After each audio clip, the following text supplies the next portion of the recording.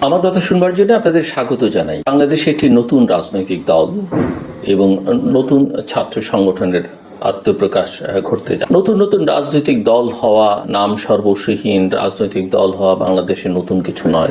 অনেক ছাত্র সংগঠন হয়েছে, রাজনীতিতে সেগুলো ব্যাপক কোনো পরিবর্তন আনতে পেরেছে বলে কখনো মনে হয়নি। কিন্তু এই নতুন রাজনৈতিক দলটি নিয়ে অনেক আলোচনা হচ্ছে, বিশেষ করে গণমাধ্যমগুলো সেটা বুঝে হোক না বুঝে হোক বা তাদেরকে তুষ্ট করবার জন্য হোক বা যৌক্তিক কারণে হোক এই দলকে যথেষ্ট পরিমাণে কাভারেজ দিচ্ছেন।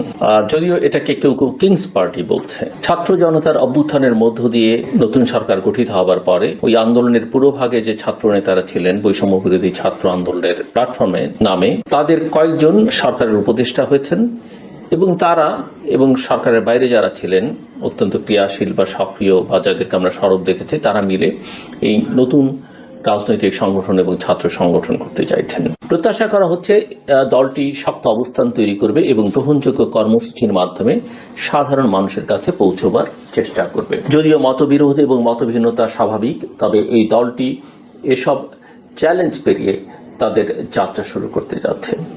রাজনৈতিক বিশ্লেষকদের মতে বর্তমান রাজনৈতিক প্রেক্ষাপটে নতুন দলের আবির্ভাব অত্যন্ত গুরুত্বপূর্ণ। বিশেষ করে একটি বড় রাজনৈতিক দলের অনুপস্থিতির কারণে এই শূন্যতা পূরণের প্রয়োজনীয়তা দেখা দিয়েছে। ঐতিহাসিক পটভূমি কি? রাজনৈতিক দল গঠনের ধারাবাহিকতার দিকে যদি আমরা তাকাই, বাংলাদেশের রাজনীতিতে প্রতিটি বড় পরিবর্তনের পর নতুন রাজনৈতিক দল গঠনের ইতিহাস রয়েছে। ব্রিটিশ আমলে কংগ্রেসের প্রতিদ্বন্দ্বী হিসেবে মুসলিম লীগ গঠিত হয়েছিল। দেশভাগের পরপরই আওয়ামী মুসলিম লীগ, পরে আওয়ামী লীগ প্রতিষ্ঠিত হয়। স্বাধীনতার পরেও নতুন রাজনৈতিক দল গঠিত হয়েছে, আবার কিছু দল গুরুত্ব হারিয়ে বিলুপ্ত হয়েছে। বর্তমান পরিবর্তিত পরিস্থিতিতে নতুন রাজনৈতিক দলের আত্মপ্রকাশ সেই ধারাবাহিকতারই একটা অংশ। তবে প্রশ্ন উঠছে, এই দলটি কি সত্যিই নতুন রাজনীতি আনবে, নাকি পুরনো ধাঁচের রাজনৈতিক চর্চাতেই ফিরে যাবে?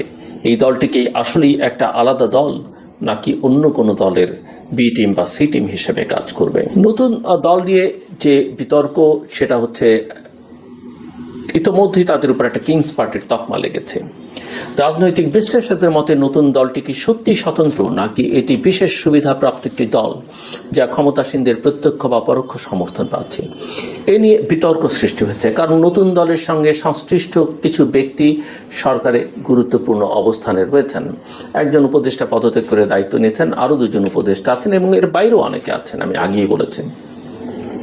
সমালোচকরা মনে করছেন যে নতুন দলের নেতৃত্বের কাঠামো এবং তাদের রাজনৈতিক অবস্থান এই সন্দেহ আরও উস্কে দিচ্ছে।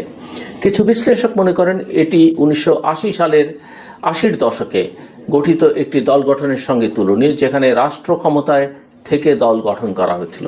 তবে নতুন দলটি কতটা গ্রহণযোগ্যতা পাবে তা নির্ভর করবে তাদের নীতিগত অবস্থান এবং জনসমর্থনের উপর। নতুন রাজনীতি নাকি পুরনো ধারার পুনরাবৃত্তি হতে যাচ্ছে, এটা নিয়ে অনেকের মধ্যেই প্রশ্ন আছে। নতুন রাজনৈতিক দলের পাশাপাশি ছাত্রদের উদ্যোগে একটি নতুন ছাত্র সংগঠনের পরিকল্পনা, এই সংগঠনটি জাতীয় রাজনীতিতে প্রভাব ফেলবে কিনা তা নিয়ে আলোচনা চলছে। এটি কি শুধুই একটি ছাত্র সংগঠন, না ভবিষ্যতে নতুন রাজনৈতিক দলের অঙ্গ সংগঠন হবে? এই প্রশ্ন কিন্তু আছে।